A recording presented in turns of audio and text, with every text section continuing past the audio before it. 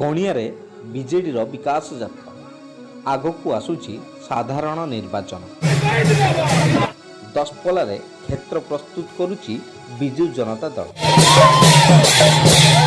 ଦଶପଲ୍ଲା ବିଧାୟକ ରମେଶ ଚନ୍ଦ୍ର ବେହେରାଙ୍କ ନେତୃତ୍ୱରେ ଗଣିଆ ବ୍ଲକରେ ମଧ୍ୟ ଏକ ବିଶାଳ ବିକାଶ ସମାବେଶ ଅନୁଷ୍ଠିତ ହୋଇଯାଇଛି।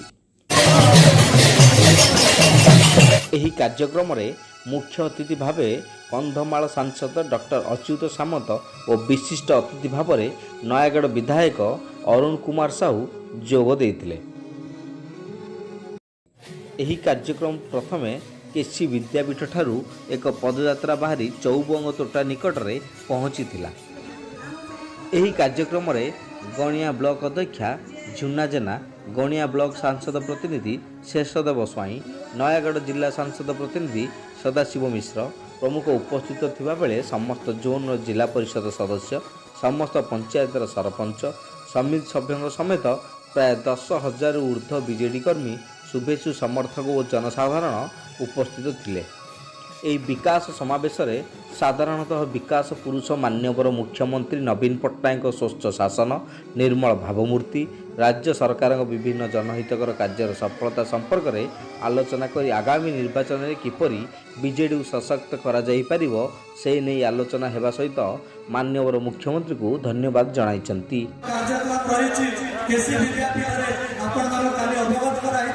ଆମେ ସେଠି ଯିବା, ସେ କାର୍ଯ୍ୟକ୍ରମକୁ ଉଦ୍ଘାଟନ କରିବା।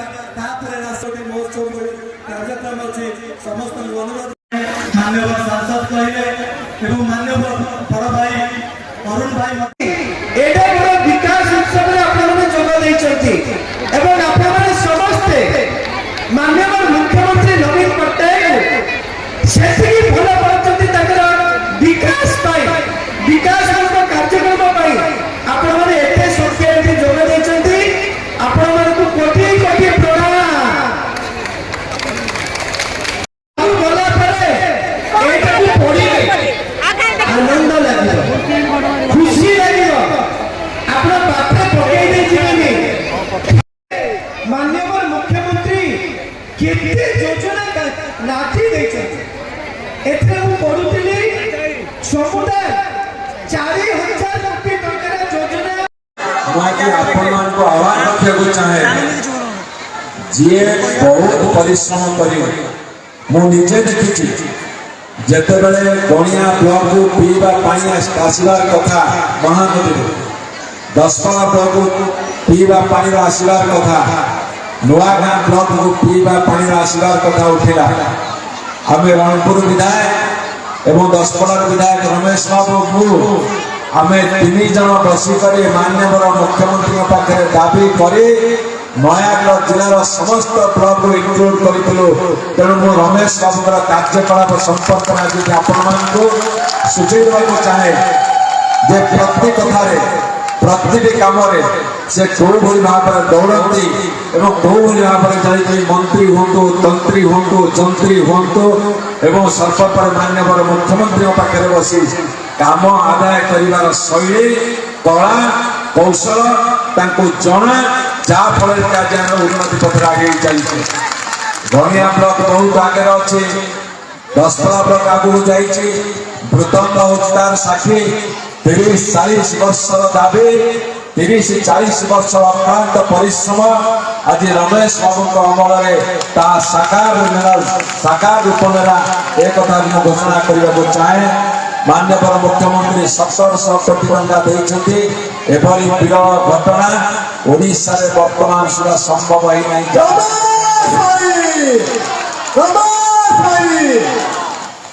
ଏବଂ ବନ୍ଧୁଗଣ, ମୁଁ କହି ରଖିବାକୁ ଚାହେଁ, କେବଳ ସେତିକି ନୁହେଁ, ଭଲରେ ମନ୍ଦରେ, ସମୟରେ ଅସମୟରେ, ଯାନି ଯାତ୍ରା, ମେଳା, ମହୋତ୍ସବରେ ଯେତେବେଳେ ଆପଣମାନେ ଲୋଡ଼ିଛନ୍ତି, ଖୋଜିଛନ୍ତି, ଡାକିଛନ୍ତି, ରମେଶ ବାବୁ ଆସିକି ଆପଣଙ୍କ ପାଖରେ ଦିନ ରାତି ଛିଡ଼ା ହେଇଛନ୍ତି।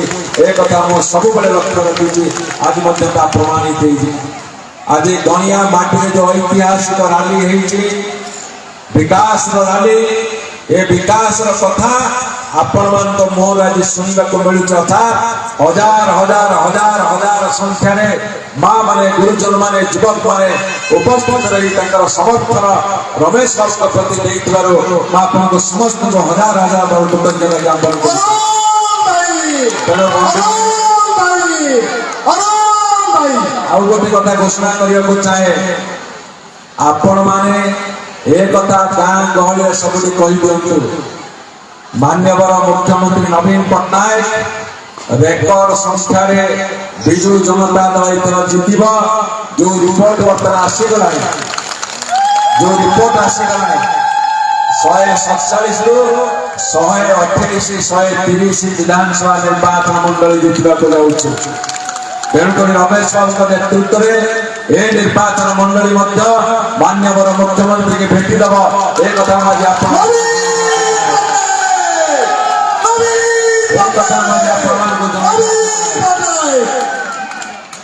तेणुक 10 निर्वाचन मंडली हूँ समस्त व्यापार और सम्मान निर्वाचन मंडली ये छोटिया निर्वाचन मंडली नुह कहीं बड़ सुंदा कहीं चढ़ियापल्ली कलसा खमण कहीं काप्तापल्ली कहीं बाराजोला एते विराट निर्वाचन मंडली को बुलवा लोक मान पाखे पहुंचवा काम करवा से जदि साहस थी धैर्य थी शक्ति थी ताले 10 निर्वाचन मंडली एते सब काम करने को समर्थ हम जो समाज सामर्थ्य आज रमेश बाबू पाखे अच्छी से आज आपण जनइवाक चाहे तेणु बंधु मैंने आज आपको यही कथा कही रखे बहुत कथा उड़ब भारत वर्ष बहुत कथा उड़ब ओडिशा बहुत कथा उड़ब विभिन्न निर्वाचन मंडली किंतु गत पंचायत निर्वाचन तार साक्षी पंचायत निर्वाचन में 30 जिलू 30 जिला जाकर सभापति होती विजु जनता दल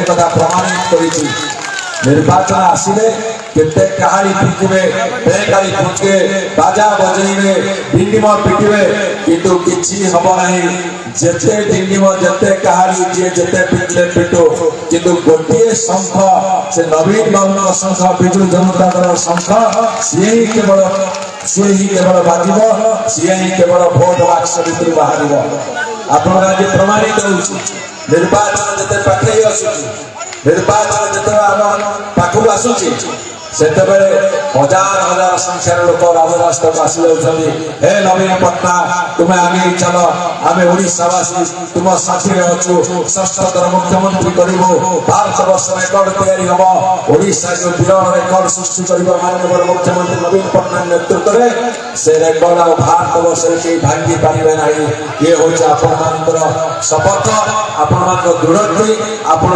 कथा आपण कार्य एक कथा मुझे कही रखा चाहे एठी मु आपन सुझाइବାକୁ चाहे भारत वर्ष जड़िए व्यक्ति आम मान्यवर मुख्यमंत्री नवीन पट्टनायक जे कथा कम कहते केंद्र काम करती केंद्र सरकार अच्छी जेते सब काम ग्राम्य रास्ता निर्माण में हो सहरांचल विकास में हो मिशन शक्ति में हो ग्राम्य गृह निर्माण में हो जेते सब कृषि कर्म पुरस्कार में हो स्वास्थ्य सेवा हो जेते बेले अवार्ड दिया जाए पुरस्कार दिया जाए 28 राज्य को पछे पकड़ी ओडिशा सब पुरस्कार हाथे ये हूँ उपलब्धि तेणुक